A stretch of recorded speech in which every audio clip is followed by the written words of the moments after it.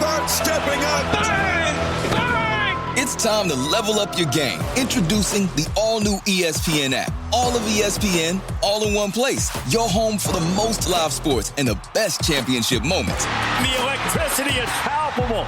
Step up your game with no annual contract required. It's the ultimate fan experience. Level up for more on the ESPN app or at stream.espn.com. Sign up now. How many discounts does USAA Auto Insurance offer? Too many to say here. Multi-vehicle discount, safe driver discount, new vehicle discount, storage discount, legacy. How many discounts will you stack up? Visit USAA.com/auto discounts. Restrictions apply. This Steve Jones Show podcast is now loading. The Steve Jones Show podcast is presented by Sunbury Motor Company, Purdy Insurance, and Brewers Outlet.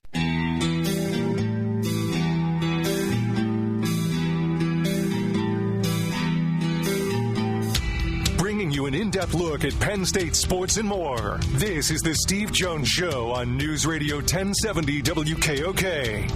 The Steve Jones Show is presented by Brewers Outlet, Sunbury Motor Company, and Purdy Insurance. Now, from the Sunbury Motors studio, here's Steve Jones. And this half brought to you by Sunbury Motors, 4th Street in Sunbury. Sunbury Motors Camp, Route 11 and 15 in Hummels Wharf, and online at sunburymotors.com. Ford, Kia, Hyundai, best in new inventory. Great pre-owned inventory with the Sunbury Motors guarantee and a terrific service department that backs it up every step of the way, whether it's quick lane, inspections, routine, difficult. It is all at Sunbury Motors, 4th Street in Sunbury. Sunbury Motors, Kia, routes 11 and 15 in Hummels Wharf, and online at sunburymotors.com. Nick Farabaugh joins us on the show today. Nick, welcome back. Great to have you with us. Yeah, thanks for having me on as always, Steve. I appreciate it. Well, we're almost there. Any update on Derek Harmon? Yeah, it's a knee sprain. It seems like it's one that's not going to end the season. And listen, he might even be back for week 1. He might miss the first 1 or 2 weeks. I think he's going to avoid short-term IR, so I think that's a positive for the Steelers. It's probably around a 3 to 4 week injury. Maybe he can play through it. They're up 16 days out of week 1. Wouldn't be surprised if they hold him out of that first game in New York and then he returns for Seattle. But all things considered, when he went down, his reaction could have been a lot worse. So it feels like the Steelers avoided worst-case scenario here. How has he actually been in camp, and how's he been when he's played? I think he's been pretty good. He's very powerful. He's got a great bull rush. That's been his big thing. Yeah. Great length, so he can get into those offensive linemen's chests, especially interior guys. Look at his game against Tampa Bay, and you really saw him push the pocket multiple times. Even yesterday against the Panthers, he was doing that. But his real impact immediately is felt as a run defender. He's a really great run defender, instinctual, understands concepts, can block shed, can eat up double teams. He can play anywhere, I think, up the line. So he can play end, he can play nose. I think he's a really versatile piece that they can utilize. So he's been good. I don't think he's been elite. He wins pretty slowly as a pass rusher. I think that's the big thing. Is how can you win a little quicker? Because he's never going to be this super explosive player. He's going to be a guy that has a lot of pressures, maybe over sacks over his career, is my guess. But how can you just finish that a little more quickly? And I think that's going to be unlocking his power through his length a little bit better. So there's little nuances he can improve upon. But so far, I think he's been pretty good. Okay, so the interesting question is the great unknown. How much more do you know, Nick, about the Steelers today than when they began camp? I mean, I don't know that I know a ton more. I mean, I think a lot of things we thought are true. What I do think is that the marriage between the Jalen Ramsey kind of idea of him being a versatile chess piece has become clear. He'll play safety base, he'll play nickel, and then if they have a receiver that they deem quality enough, he will travel. I think that is going to be one of the big things that's answered. So how do you utilize the secondary full talent? I think I feel a little better about that. I feel better about their offensive line. I think we've seen guys like Broderick Jones and Troy Fautanu really round into form over the last few weeks. And I do think we kind of know a little bit more about Roman Wilson.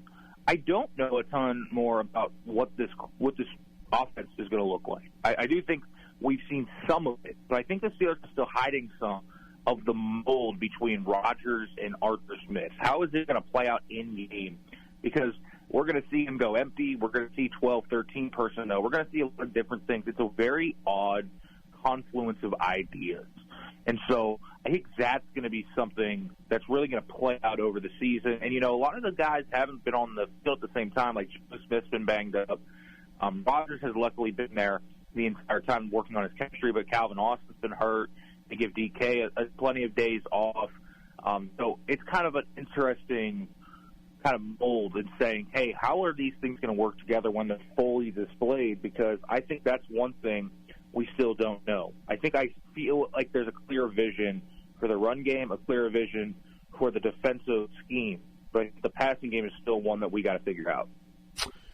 I'll get to the pass game in a moment. In fact, I'll just do that now, then I'll get to the running game. One thing as the season went for the Jets last year, with different personnel, was that they gave Rodgers shorter routes to throw the ball, and it allowed his accuracy to increase for obvious reasons. Is that something that is a distinct possibility for the Steelers because he is 40 years old now?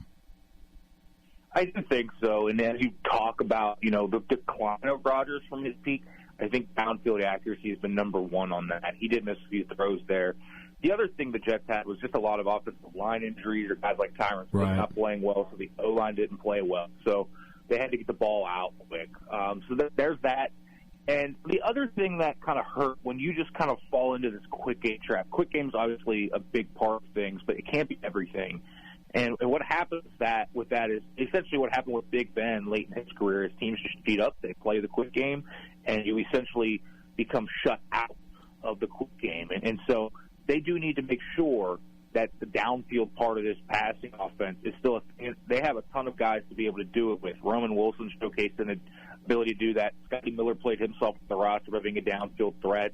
They have Calvin Austin still. Obviously, DK can do that too. So they still need to be a team that can focus on that. What I think they need to do better is get yards after catch. So guys like Jonnu Smith, who are known YAC producers. Roman Wilson is a known YAC producer from his time in Michigan, just catching those crossers. DK Metcalf on slant. So things like that, I think, are big keys to them diversifying their scheme. Yeah, and Jonnu Smith's not America's greatest blocker as a tight end. I mean, he's a tight end, wide receiver masquerading as a tight end. Now, as a catcher, he's terrific. But that gets us to the running game.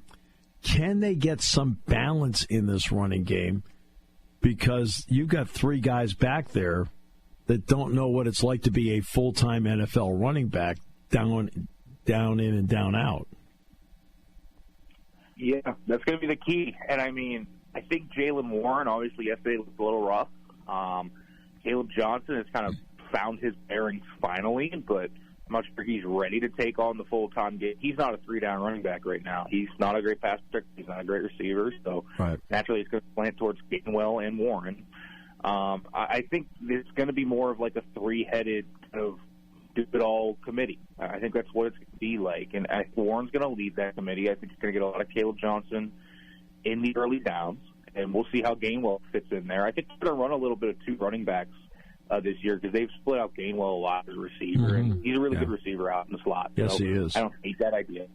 But I do think that the Steelers need to be able to kind of find a confluence of ideas of, hey, this is the concept this guy works with, what this guy works with. You know, I think with Warren, for example, you can more gap runs in there. With Caleb, it's wide zone. With Kenny G, it's done a ton of different things like duo and inside zone. So each guy has their best concept and more comfortable kind of ability to hit on some of those. So I think that's going to be a big thing. But I do think it's a big question. Do they have a running back here that they can fully trust to take over the game? I don't think they do. So I think it's going to come more down to scheme and blocking up front to make up for that. But Caleb Johnson was a terrific running back at Iowa. But you and I both know, Nick, that the pass game at Iowa over the years has really struggled. So he's not going to be important in a passing game at Iowa. He's not going to be important in pass blocking at Iowa. because their pass game was not utilized often at Iowa. I mean, that stuff goes from college to the pros. I mean, and I know the Steelers know what they were getting when they got him, but I'll say this, he is, in terms of running the football, he is a good running back. Yeah, there's nothing about that. And I think people don't realize how fast he can get when he gets in the open field. I've seen him outrun guys and destroy angles. So I do think when you look at Caleb Johnson, the running part of things, I'm not that worried about. He's got great vision. He's got really light feet for his size. The one thing as a runner that I haven't been enthused about this preseason is I think he goes down a little easily on contact just around his ankles. I'd like to see him break contact a little better. But he is a really decisive runner. He's got decent burst. He's got good speed in the open field. And so as a runner, I mean, on the early downs, he'll be getting a lot of carries in those wide zone situations. But anytime the passing game has to take precedent, you pretty much have to take him off the field. And why wouldn't you, considering what you have in Jaylen Warren and Ken Gainwell, who are at least producing as receivers and have proven to do that and are proven pass protectors as well. And now Metcalf's there, but Pickens is not. He's with Dallas. Has it been a drama-free camp, in part because Pickens has not been there? Yeah, it's been pretty drama-free. I mean, you know, there's been some scrappiness, and the defensive backs, I think, are definitely going to be mouthy this year. They wear stuff on their shoulders. I think that's something you could think about when you have Jalen Ramsey in there and Darius Slay and Juan Thornhill. But I do think the drama has not been there. It's not been a drama. It's been like a competitive, fire-filled type of camp. I think a lot of these guys enjoy that. I think a lot of these guys enjoy the hard coaching that even guys like Aaron Rodgers have brought. You know, Rodgers has poured a lot into guys like Roman Wilson, for example, and obviously Roman Wilson has responded in a really good way. So there hasn't been a ton of drama at camp. It's not like, you know, Pickens, when he was out there, was always like, oh, what's going to happen? You know, things could go a little crazy. It feels like behind the scenes this team is kind of gelling and starting to find each other. Now, Steve, you and I know when adversity hits the fan, sometimes things go south. We've seen that happen with Rodgers before. We've seen it happen with DK before. We've seen it happen with Ramsey before. So let's see when the Steelers start to lose some games. But right now, I think in training camp, it seems to be good. Yeah, I agree. I agree with that. Hayward brought up contract at one point. Boswell brought up a contract at one point. Any word on how those have worked out? There's not really been any discussions on those. I mean, they've both returned to practice, so that's something. I mean, Boswell's even played in the last two games. But Hayward returning on Tuesday was a bit of a surprise because there's been almost no discussion there. Maybe they're waiting until after the cutdown day, and, you know, maybe they're waiting to see, hey, will we add this guy, wide receiver, or what cap space do we have? Because when if Cam does get a raise, he's going to get a nice, like, $8 million raise. It's not going to be, you know, $2-3 million.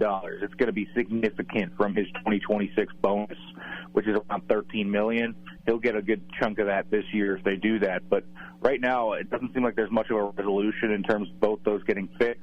And we'll see if it ends up happening. I kind of feel it will towards the start of the season. Right before that Jets game, I imagine they will get something done with both these guys just to kind of reward them. But I do think that the kind of offset to that is, hey, you guys got to be out there practicing, and we need you ready for week one.